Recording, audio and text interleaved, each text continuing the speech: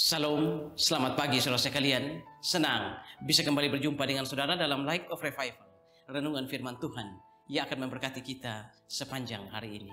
Mari kita melihat ayat kita, Kejadian 4 ayat yang ke-8. Kata Kain kepada Habel adiknya, marilah kita pergi ke padang. Ketika mereka ada di padang, tiba-tiba Kain memukul Habel, adiknya itu, lalu membunuh dia. Rencana besar Tuhan di balik penderitaan. Di dalam hidup ini, di dalam dunia ini, kita memiliki orang-orang yang kita sebut sebagai saudara atau saudara kandung. Dan orang-orang itu adalah orang-orang yang seharusnya mengasihi kita, mencintai kita, dan melindungi kita. Tetapi saudara, kehidupan di dalam dunia ini tidak seindah kata-kata yang diucapkan. Ternyata orang-orang yang seharusnya mengasihi kita, mencintai kita, dan melindungi kita, justru orang-orang yang kita sebut sebagai saudara atau saudara kandung. Mereka itulah yang mengkhianati, menolak, dan bahkan menyakiti kita. Mari kita lihat saudara, di dalam Alkitab ada begitu banyak contoh di mana saudara kandung menyakiti, melukai, bahkan menolak kita ataupun membunuh kita. Seperti ayat yang kita baca tadi.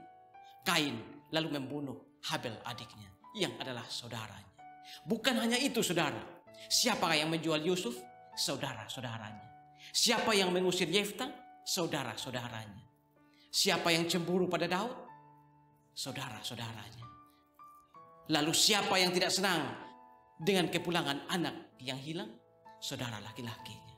Siapa yang menjual Yesus dengan 30 keping perak? Siapa yang mengkhianati Yesus? Saudara-saudaranya.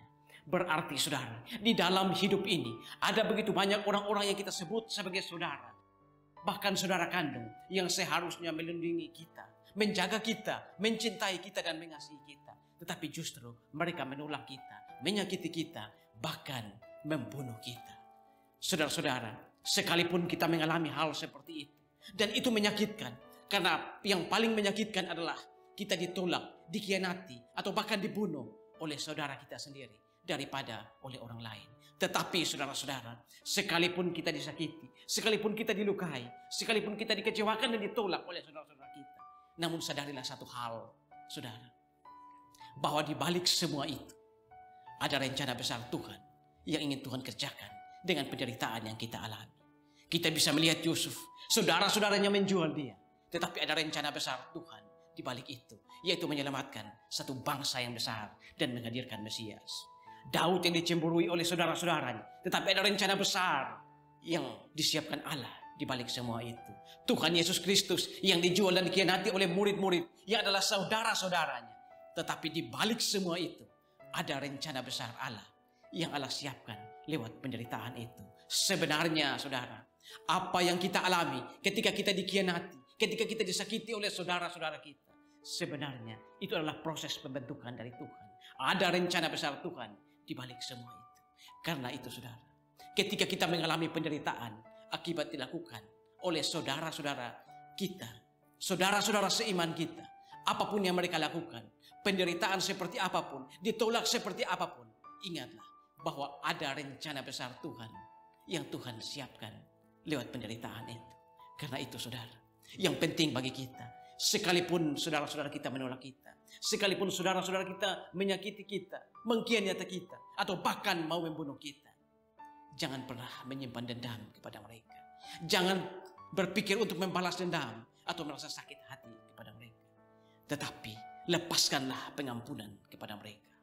Dan Tuhan akan memulihkan hatimu seperti Tuhan memulihkan batang air di tanah Negev. Mari kita berdoa. Tuhan, kami belajar dari satu bagian firman Tuhan, di mana seorang saudara yang seharusnya menjaga, melindungi saudara-saudaranya, justru dia membunuh, justru dia menolak, justru menjual dengan harga yang begitu murah. Kami belajar Tuhan, bahwa sekalipun penderitaan itu kami alami, namun kami percaya bahwa di balik semua itu ada rencana besar Tuhan yang Tuhan kerjakan lewat penderitaan yang kami alami. Terima kasih Tuhan untuk firman-Mu pagi ini. Amin. Saudara, saya terus mengajak saudara untuk menjadikan firman Tuhan sebagai pelita dan terang di sepanjang jalan hidup kita. Tuhan memberkati kita semua.